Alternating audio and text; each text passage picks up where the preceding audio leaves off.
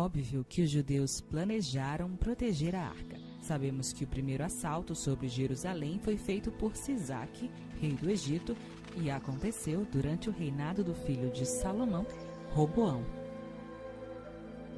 O relato diz que ele primeiro tomou a cidade de Judá antes de entrar em Jerusalém. Isso deu aos levitas em Jerusalém um bom espaço de tempo para esconder a Arca da Aliança antes que chegasse o rei egípcio. Na verdade, houve vários ataques a Jerusalém. Diz que Sisaque saqueou o templo e seus tesouros, mas não há menção da arca. Apesar de ele ter dado uma limpa no templo, sabemos que ele não pode ter levado a arca, visto que ela está em Jerusalém mais de 300 anos mais tarde. Isso quer dizer que a arca ou estava temporariamente escondida neste momento, ou Deus a protegeu de forma sobrenatural. O rei judeu Uzias era um bom rei pela maior parte de seu reinado. Mas quando ele quebrou a lei e queimou incenso no templo do Senhor, Deus respondeu dando-lhe lepra ali mesmo. Assim, na Bíblia, reconhecemos que Deus não somente protegeu a arca, mas também todos os móveis do templo. Mesmo os reis judeus não eram exceção a essa regra. Se eles abusavam dos móveis do templo, eles eram punidos imediatamente. Deus permitiu que os levitas levassem a arca. Esta responsabilidade pesava sobre seus ombros. Quando o rei Josias mandou que a arca fosse colocada de volta no templo, vemos que a arca era sua responsabilidade e que lhes foi dada a incumbência de proteger ou esconder a arca quando esta não se encontrava no templo. O rei Josias disse aos levitas que ensinavam a todo Israel e estavam consagrados ao Senhor: ponde a arca sagrada na casa que edificou Salomão, filho de Davi, rei de Israel. Não tereis mais esta carga aos ombros.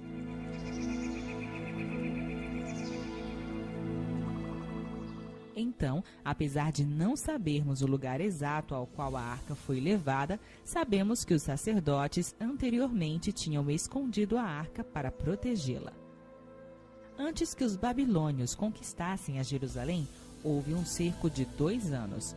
Assim, outra vez, os sacerdotes tiveram bastante tempo para esconder a arca, seja no mesmo lugar que antes ou num novo esconderijo. O que quero ressaltar é que eles estavam em boas condições de escondê-la outra vez. Deus nos diz na Bíblia que a arca foi escondida e protegida dos ataques ao templo por séculos.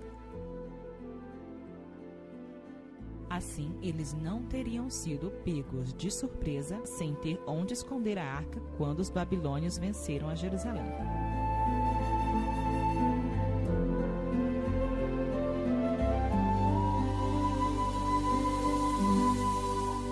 Eles anteriormente experimentaram métodos que poderiam agora executar.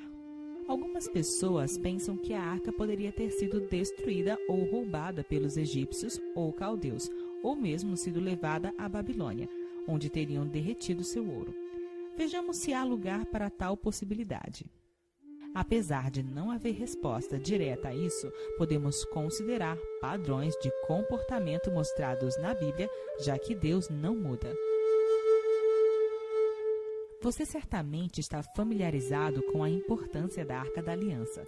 Se a arca tivesse sido destruída pelos babilônios, é possível que os autores bíblicos tivessem ficado tão envergonhados que não mencionariam na crônicas ou escritos proféticos.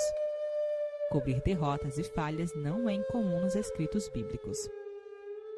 A Bíblia fielmente retrata as falhas dos reis e do povo. Suas perdas e todas suas vergonhas estão cuidadosamente registradas. É perceptível que eles jamais se retratam como vitoriosos quando de fato não o são. Eles foram humilhados por mais inimigos que os babilônios, e isso também foi anotado cuidadosamente. Apesar de ser vergonhoso para o povo de Israel, é honesto e até hoje, pessoas de todo o mundo pregam sobre suas falhas e infidelidade como exemplo a não ser seguido. Portanto, iria a Bíblia propositalmente esquecer de registrar isso, caso de fato a arca fosse tomada? Um evento tão dramático, o próprio símbolo pelo qual Deus prometeu habitar com seu povo. Mesmo quando o mar de fundição do pátio do templo foi tomado, isso foi fielmente registrado. Como poderiam então não mencionar o artefato mais importante? Quando a arca foi tomada pelos filisteus, foi tudo cuidadosamente registrado até os movimentos específicos de uma cidade a outra antes de ser devolvida a Israel. Isso mostra como os escritores bíblicos são honestos e não têm qualquer problema em registrar fielmente suas perdas. De acordo com esse padrão, parece razoável concluir que a razão por que a Bíblia não escreveu sobre o destino da arca foi porque não sabiam o que aconteceu com ela, ou porque estavam, de fato, escondendo o que aconteceu com ela, para assim proteger sua localização. Na minha opinião, essas duas sugestões estão mais em harmonia com o padrão bíblico que a alegação de que ela foi roubada, e que o motivo de não ser mencionado seria pelo orgulho do autor. Vamos nos aprofundar um pouco na possibilidade de a arca ter sido destruída, olhando pelo Deus da Bíblia que nunca muda. Sabemos que o templo foi destruído, mas será que isso necessariamente significa que ele permitiria que a arca fosse destruída? Apesar de ele ter profetizado que a cidade e as casas seriam destruídas, ele nunca mencionou a destruição da arca ou sua captura, mas ele anuncia vingança pela destruição do templo. Eis a voz dos que fugiram e escaparam da terra de Babilônia, para anunciarem em Sião a vingança do Senhor nosso Deus, a vingança do seu templo.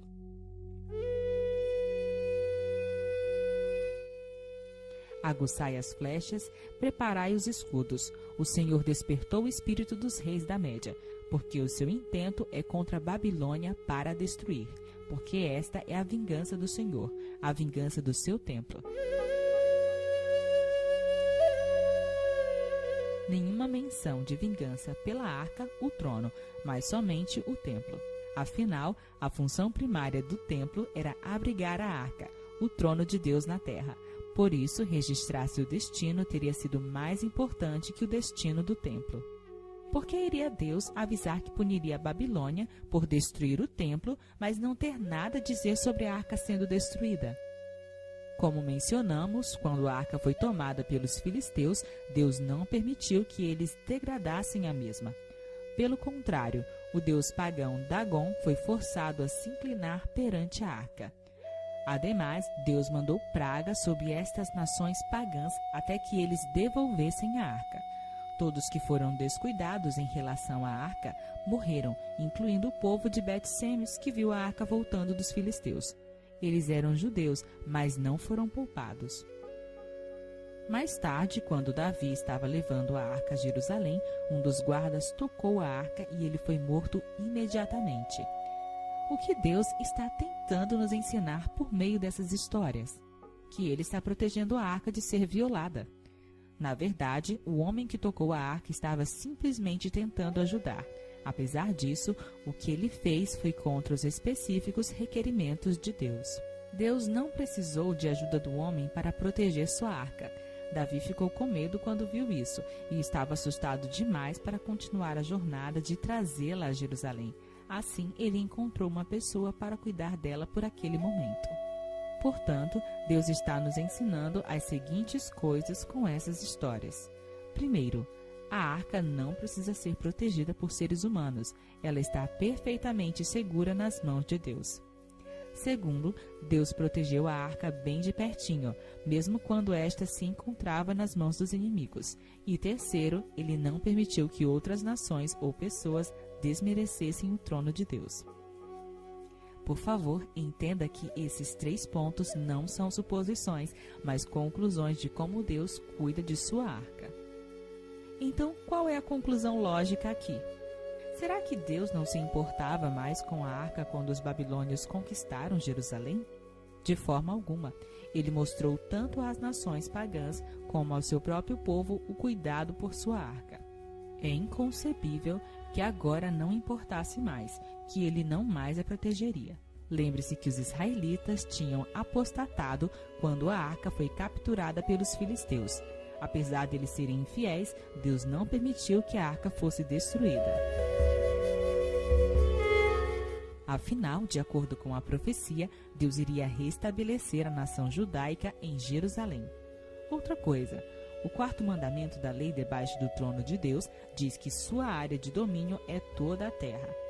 Então, o que aconteceria se ele permitisse que ela fosse destruída?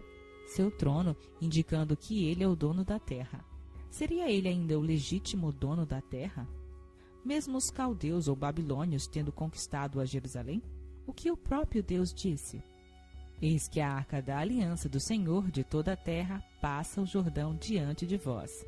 A sua mensagem ao rei da Babilônia foi: até que conheças que o Altíssimo domina sobre o reino dos homens e o dá a quem quer. Isso mesmo, aqui ele faz a asserção de que ele domina sobre Nabucodonosor, que acabou de destruir seu templo. Quão vazias seriam estas palavras se Nabucodonosor tivesse acabado de destruir o trono de Deus, um trono que reclamava toda a terra como seu domínio. Deus ainda era rei sobre a terra, rei sobre todos os reis e continuava dominando sobre Nabucodonosor. Assim, se Deus tivesse permitido a arca ser destruída, não iria somente destruir sua reivindicação como rei sobre Israel, mas também sobre todo o planeta. A arca não cairia com Israel, continuaria o trono de Deus, mesmo Israel tendo falhado, assim como sempre foi no passado. Apesar de ser verdade que o diabo exerce liderança sobre a terra quando os habitantes escolhem seguir a ele, não é liderança total nem permanente. Se Deus tivesse aceitado isso, ele não teria subsequentemente intervido nos eventos acontecendo na terra, nem teria permissão de julgá-los. O fato que ele virá para julgar os habitantes do mundo mostra que o contexto do quarto mandamento ainda está de pé. A terra ainda é o território de Deus. Isaías 24 diz que no último dia de julgamento, todos os habitantes do mundo serão julgados por terem quebrado a lei da arca. Então, não eram regras pelas quais somente a nação judaica seria medida, mas todos. Voltemos à descoberta da Arca da Aliança debaixo do Gólgota pelo falecido Ron Wyatt. Se o sangue de Cristo desceu sobre o propiciatório no trono terrenal de Deus, então isso simboliza que o reino foi arrebatado de volta do ladrão e que há poder para perdoar um homem. Deus se restaurou completamente como rei sobre a terra. Então é lógico que Deus protegeria seu trono terrenal para mostrar ao mundo que a terra ainda é seu legítimo território sobre o qual domina por ser o Criador. Mas mais que isso, ele é a pessoa que pode dar perdão aos transgressores da mesma lei. Poderiam essas criaturas se aplicar ao seu trono terrenal bem como ao celestial? Tem seu trono terrenal menos valor? Eu diria, certamente não. O teu trono, ó Deus, é eterno e perpétuo. O cetro do teu reino é um cetro de equidade.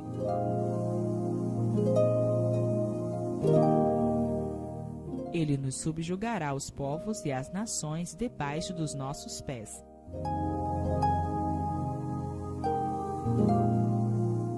Escolherá para nós a nossa herança, a glória de Jacó, a quem amou.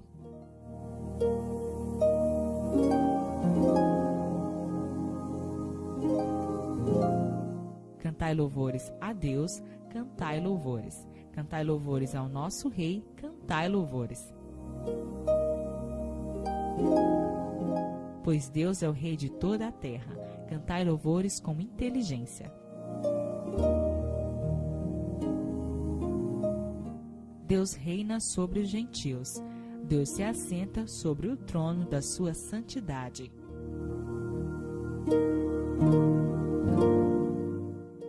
Os príncipes do povo se ajuntam, o povo do Deus de Abraão, porque os escudos da terra são de Deus.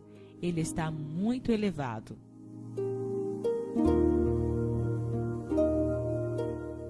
O rei Ezequias subiu à casa do Senhor exatamente em frente de onde a arca do testemunho estava.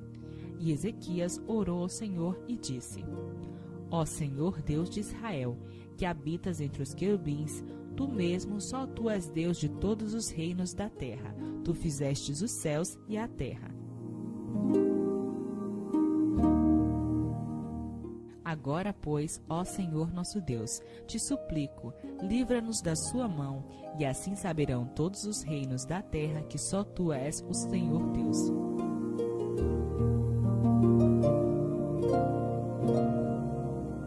Quando Jeremias estava lamentando a destruição do templo, ele não chorou sobre o trono de Deus ter sido destruído, mas ele disse: Tu, Senhor, permaneces eternamente, e o teu trono subsiste de geração em geração.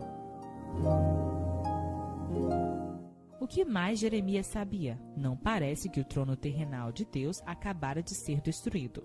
Soa como se tivesse sido poupado da mão dos inimigos. Repito a pergunta: foi a arca levada à Babilônia?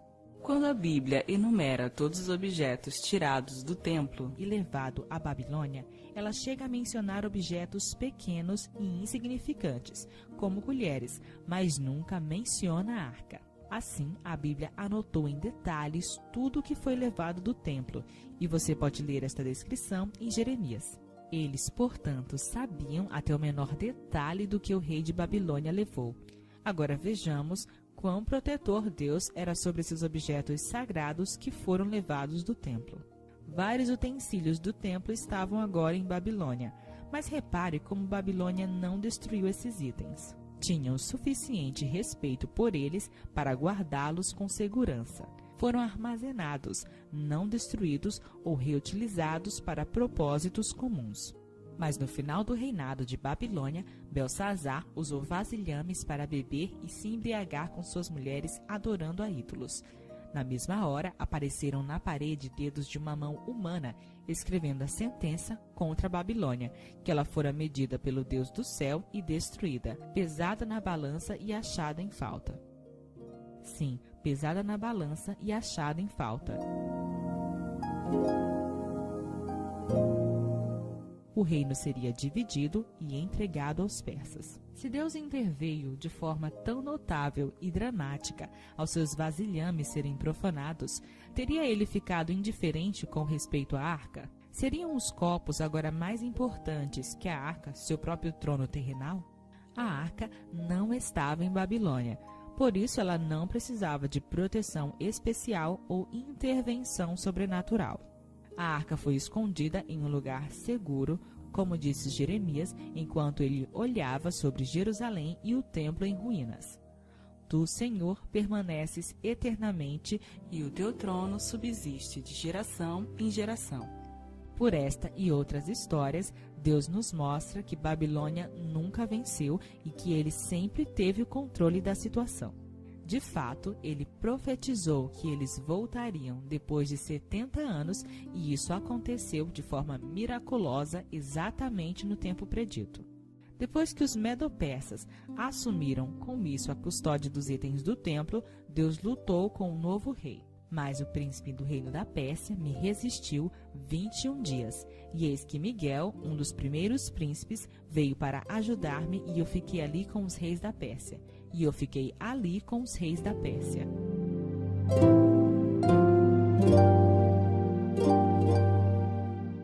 Deus lutou com um novo rei para deixar seu povo voltar à sua terra. E adivinhe, Deus se assegurou que tudo do seu templo, que fora levado à Babilônia, fosse devolvido. Veja Esdras 1. A Bíblia fielmente retrata as falhas dos reis e do povo. Suas perdas e todas suas vergonhas estão cuidadosamente registradas. É perceptível que eles jamais se retratam como vitoriosos quando de fato não o são. Eles foram humilhados por mais inimigos que os babilônios, e isso também foi anotado cuidadosamente. Deus nos diz na sua palavra que Deus protege a arca do testemunho mesmo quando Shekinah não está presente e mesmo quando seu povo está sujeito a reis pagãos. Ele está no controle. Deus também nos diz que o testemunho de Deus dentro da arca tem um papel a exercer no futuro, e no livro de Apocalipse vemos que a lei vai participar no julgamento de toda a terra. Era o testemunho de Deus qualquer coisa menos que perfeito? Haveria alguma razão para Deus não protegê-lo? A lei do Senhor é perfeita e refrigera a alma.